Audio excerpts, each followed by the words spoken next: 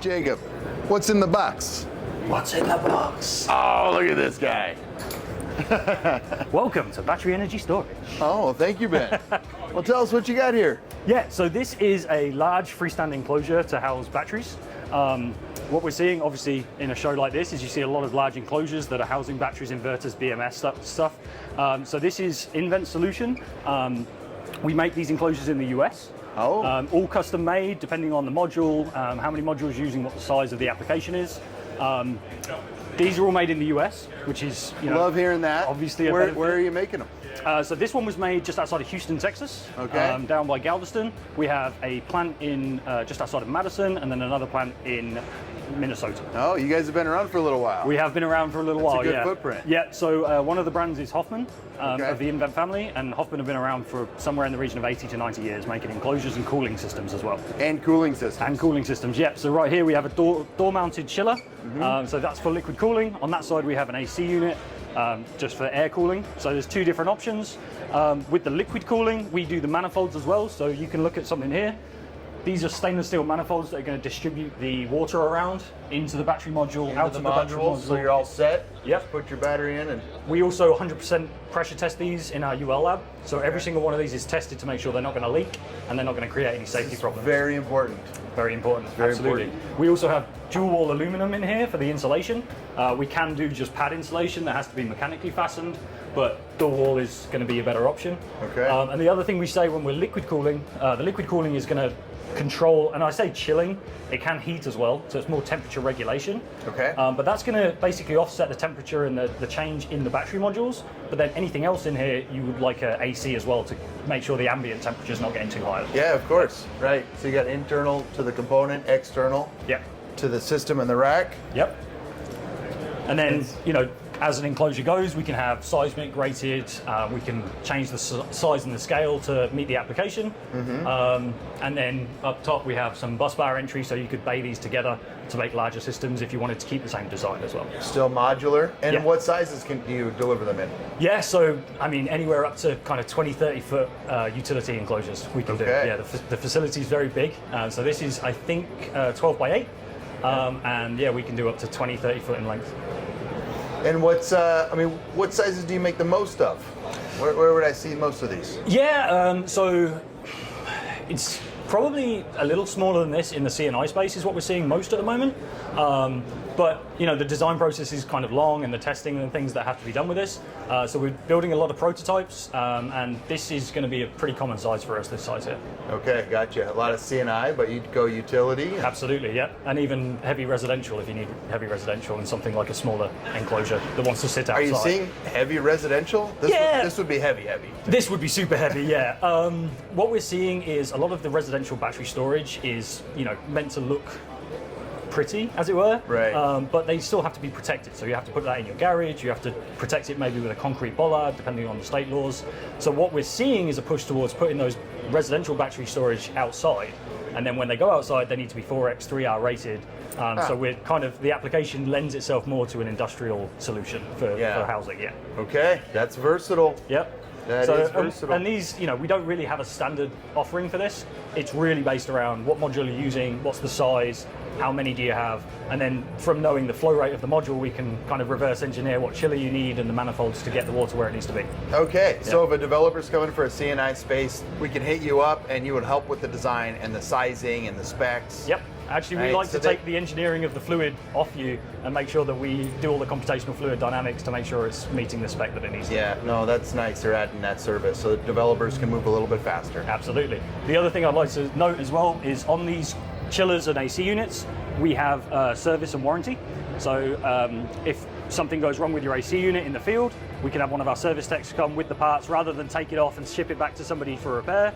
We can replace it in the field, make sure that things are going to go smoothly. And then we have quick release fittings on the manifolds as well. So if you identified an issue with one of the modules or one of the packs, you could disconnect it from the fluid, take the module out while the system still keeps cooling as well. Oh, so, yeah. so you can isolate each one. Isolate one of these modules, okay. take that one out while the system keeps running. Nice. Yep. Nice. We're also trying to do a bit more with like smart technology. So we obviously have leak detection and things like that, temperature regulation for the chiller. But as people are coming to us with more specs of what they want to make it a smart system, we can include those as well. So sensors down low. Yeah. Observe moisture and flag the. Absolutely. Right. Absolutely. Makes sense. And we're all about safety, hence the stainless steel manifolds and the enclosures. Yeah. Build it to top spec and Fire make sure. suppression options too. We don't make fire suppression, but a lot of people ask us to include it in as part of the package, just so it's on that UL rating, and we have it as part of our system. That's awesome. Yep. And you got a few locations in the U.S., so your parts can come out of there quick when Absolutely. there's some downtime and get your customer back up and running. Exactly. Great model. Well, hey, thanks for telling me about this enclosure. Thanks for the time. All right, Appreciate cheers. it.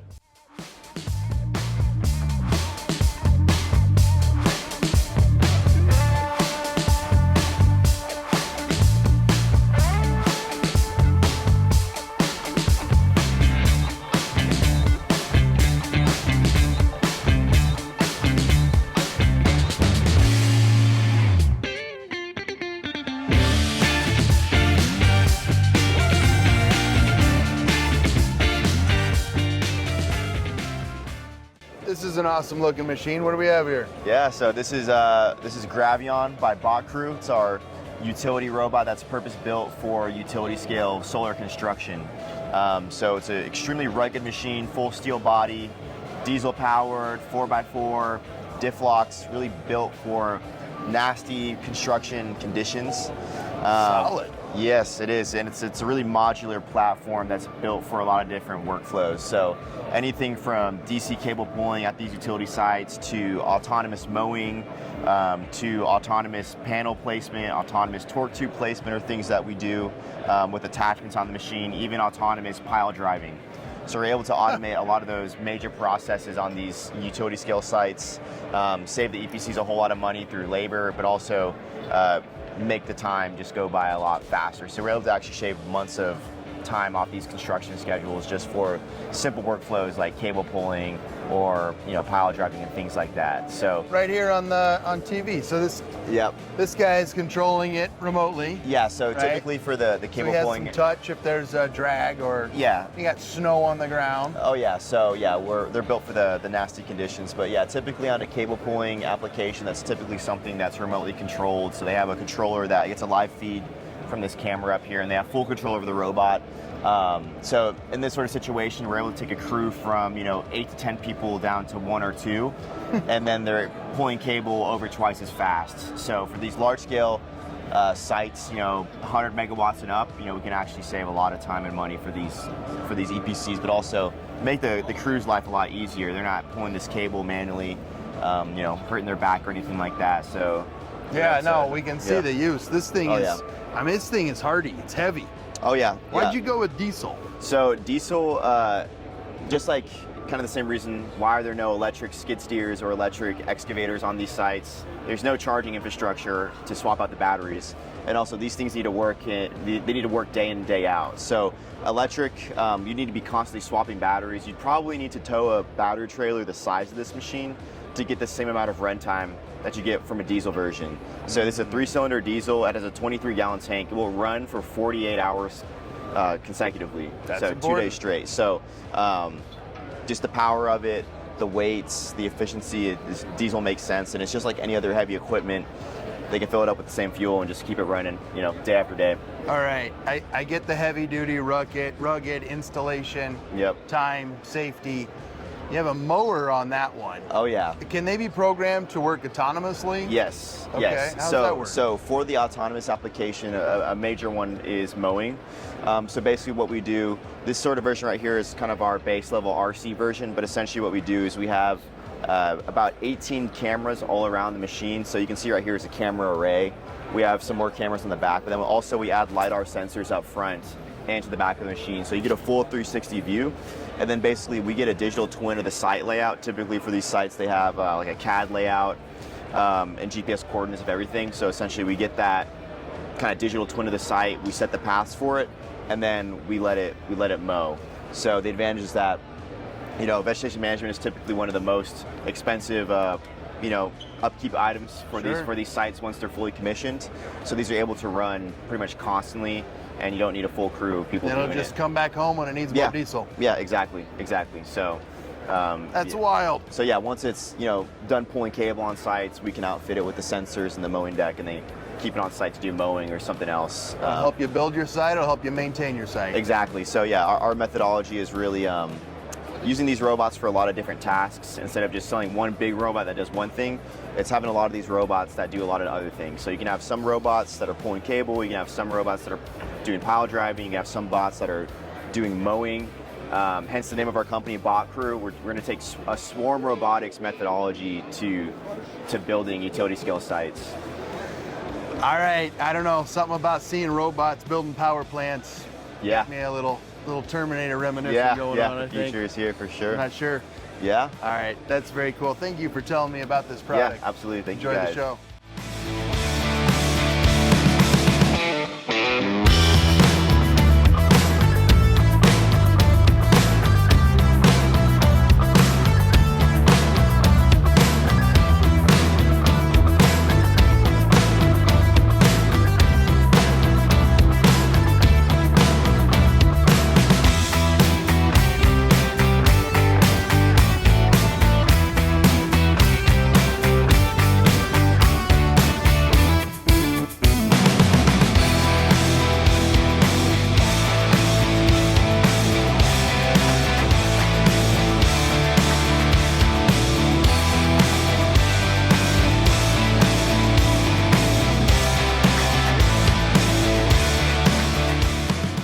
Hi, EJ. Pleased to meet you, and I'd love to learn more about the Velociwrapper.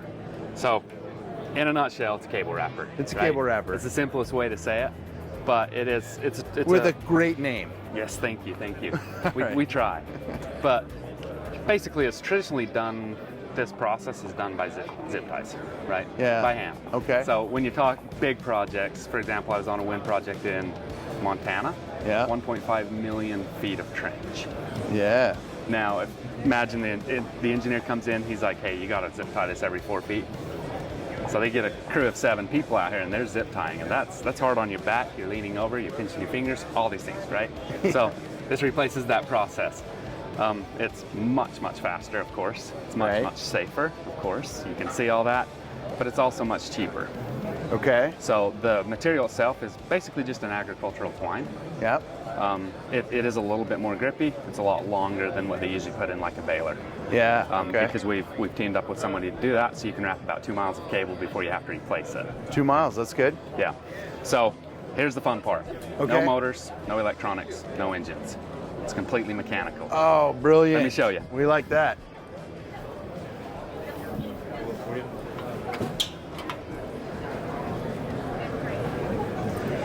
So this is the enjoyable part. This is invented by my older brother.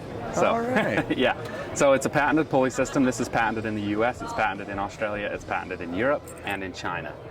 So basically you have your twine in here. It runs through a tensioner that keeps tension on it, which forces it to the bottom of a wheel and forces it to turn. So we have a motor on staff here. Ah, there it goes.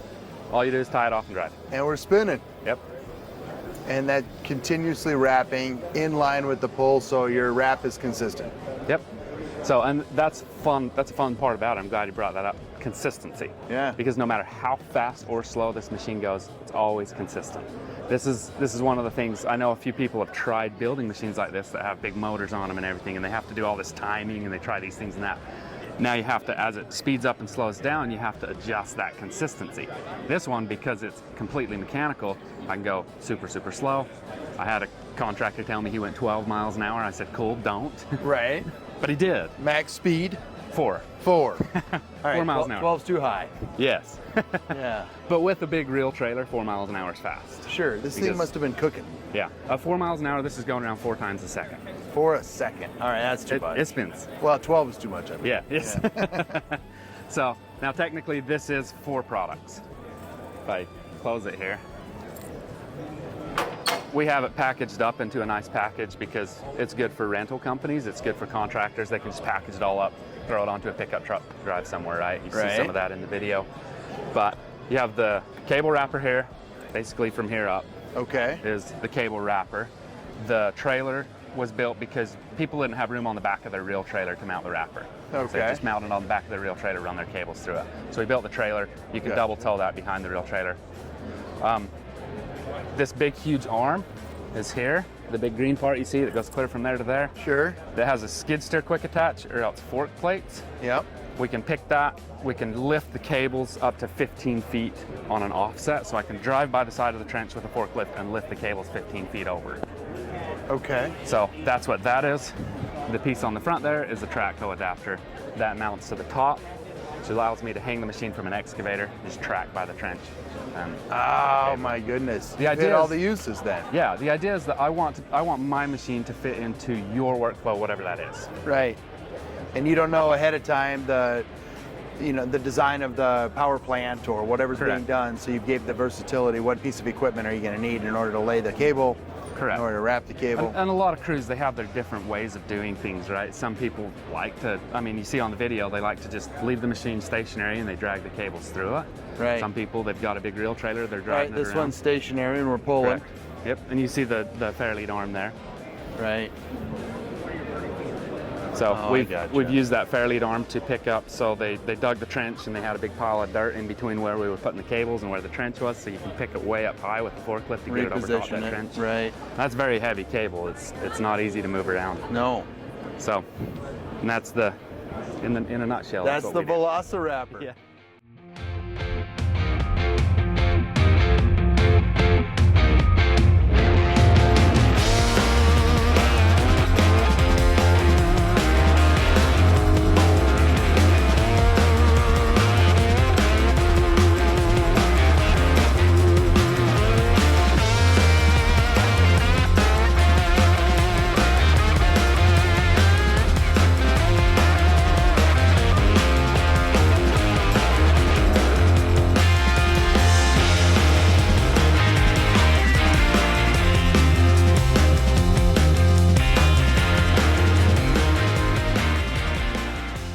Hi there, my name's Adam. Hey, I'm Himanshu. Himanshu, nice to meet you. It's great seeing Fluke here. And you guys got some new products out here Sure. and some old reliable ones that you probably want to tell us about. What do you got in just start from the end. Show us what you got. All right, so we have little power quality section over here. This is our power quality analyzer. Okay. It kind of does your power logging session. You have a meter mode in this, you have a logger mode. If you are installing any new machines, you want to test, you have enough load to support that. You can do a load study, you can do an energy study, leave it there for a week, a month of logging session, and It'll collect the data and you can go and analyze it you afterwards. can analyze it afterward in the software. Brilliant, brilliant. Then we have our scope meters. It's a 120 series, we have 190 series of scope meters. It's a 2-channel right now, 40 megahertz, 125B. You got your scope meter mode and then record mode. Pretty handy if you want to analyze waveforms. Right. So this is another one, and then you can also view the reports in the software later. And good high-speed data collection.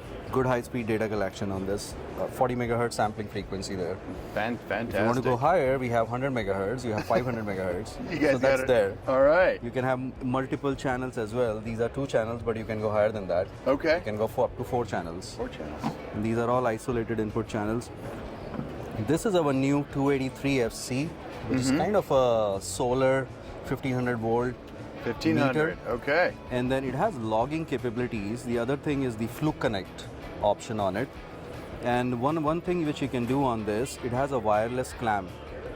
So if you are taking any current readings, I can hook this up using Bluetooth and I can measure my current readings through the clamp. That's handy. You don't have to hold both things You or don't have worry to about hold. where you're placing it. Just imagine And you- on the safety it adds Right. in your measurements, right? And you're hitting 1500 volts. And A lot of power plants are up that high now. Exactly. You're going up to 1500 volts. You can do AC and DC. Okay. And then the other feature is the limit gauge, which is basically you're setting your high limits, low limits. It kind of alerts you with a red light and a beeper that hey, you're going beyond the limits.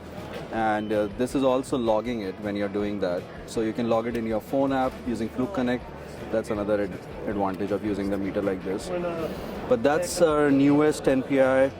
We have another one here. You might have not seen this, but this is 2 years in the market now, a little longer than that, 378FC.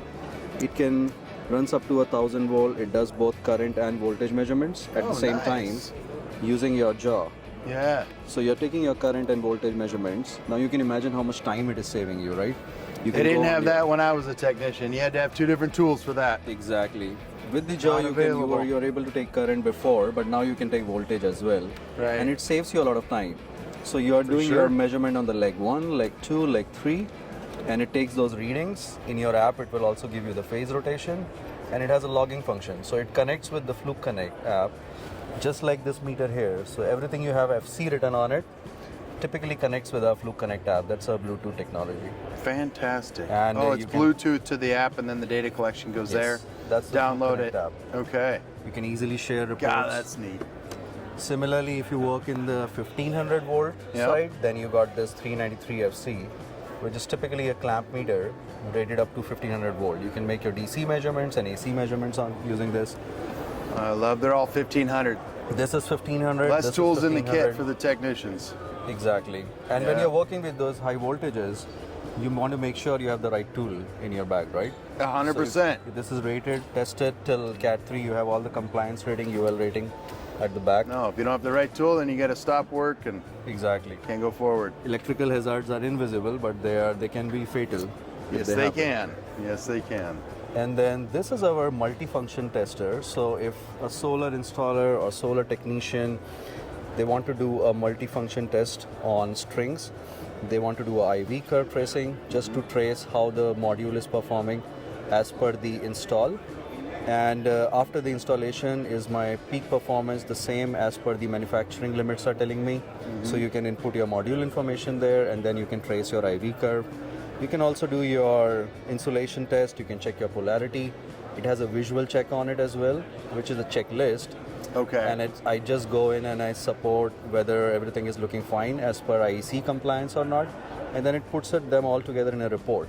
Right. So in a software, which is a true test software, I can later on print that report and send it to my technician. I can send reminders when I want to come back to the site From again. there, you can order the parts, put together the service report. Here, this is the commercial. It's showing it right where you were talking. Exactly. This is And right there. So and we that's got the IV curve. That's the IV curve. You can measure your open circuit voltage, short circuit current. And we got to see our friends from Rise in the background. That's there, yeah. There's one. They were the one who were testing it before. That's fantastic. You That's- guys got it all. Well, we're excited that you guys are, following suit. The industry's getting bigger, right? The voltage is going up. The strings are getting longer. The power plants are getting bigger, and you guys are following up. And then adding the software piece. I mean, it's part of. fantastic. So that we can then, the sites and the people taking care of it, study their data, Exactly. plan for their work. Documentation has become such an important part now. Yeah. Hey, you were here, you did the job, but where is my report? Yeah. How did I make sure that the install is correct? How can anyone else know? Exactly. Yeah. How do you document that? And it requires a lot of time. And when you are in the field, time is something which you want to save, right? Yeah. So that's why a lot of documenting features are built into the tool, and software has become a good part of it. Well, Himanshu, thank you very much for showing us the products that you got with Fluke Well, thank you here so at much. Intersolar, and wish you the best. Thank you so much. Thanks right. for coming.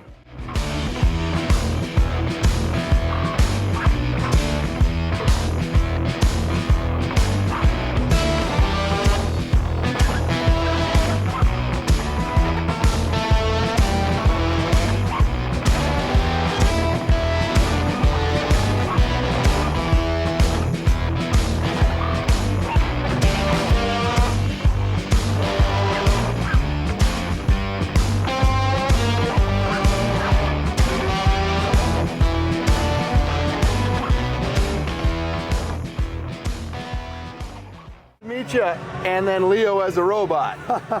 We got two Leos. Thank you for having us. This thing looks crazy. What's it? Tell me about it. Well, RoboForce is building the world's most advanced robo-labor. So think about there are so many things that shouldn't have to be human to do. Okay. Right? Think, building the moon base on the moon, Yeah. a gold mine under the ground, and we're at Intersolar today. That in the middle of a desert. That Yeah. how. Think about the size and where the location is for the huge ultra-scale solar center. All right. Holding on the panel, we call it the pick and place bolts and nuts. It'll put on the panel, It's installation ground mount to it, grid. screw it down, Yeah. connect the cables, Yeah. the whole thing. So, Take the- it back off, replace it with a new one. So we are having an incremental approach. So the ultimate plan is from ground to grid. So you have a ground, and then robo labor, Okay, connected to the grid. So that's Robo all- labor. Yeah, so the key advantage here is it has been a long wanted capability to have a AI model and the robot all together achieve 1 millimeter accuracy. This think about if you put two fingers together, Yeah. that is 1 millimeter. Sure. Why that is important? Because the little M5 bolts and nuts is so small. Okay. Very small. So this is the first one in the world can do it. So once you can do it, tremendous technical value and business value, right? So that's what RoboForce do. There so it we're is. starting with solar, and then the industry that I mentioned, it's a wide applicable robot. All right. So- Battery powered? Yeah. Battery powered. What's it weigh? Well, for now, this is around 145 kilogram, and we have a 145 different kilos? configuration. Yeah. You can see on the screen, we have a bigger version, heavier version, shorter version, and wider version. So it depends on the need. Oh man, this is too cool. Yeah. All right, so this is a new product you're advertising Yeah. to the market to get it out It's there, the first right? time that we actually bring it publicly. First time publicly. Yeah. Do you have them for sale already? Well, we don't really sell. Think RoboForce is a robo labor company. Oh, you're a labor company. We don't charge for anything. And then if there's work being done, we charge by the work. It's at constantly 1/3 of the price. Okay. Let's say you are building a project, you are paying typically 1 gigawatt solar site in the middle of the desert. Our data is more than 200 million cost for labor. Okay. Right? RoboForce and- is and- a service business. Yeah, and we only charge 1/3. Whatever the all-in cost you pay, we charge 1/3 of the equivalent price. All right, you're Yeah. getting some good pricing out there then. Yeah. All right. Well, I hope you got a video of what's his name? Well, got a name? Since it's so new, we are still working on. to get You don't a have a name? That's All why. right. Yeah. You've seen the movie Short Circuit, right? Johnny Five? Well, there are so many different names now. Our friends recommending us. Come on, you gotta see this. This is Johnny Five.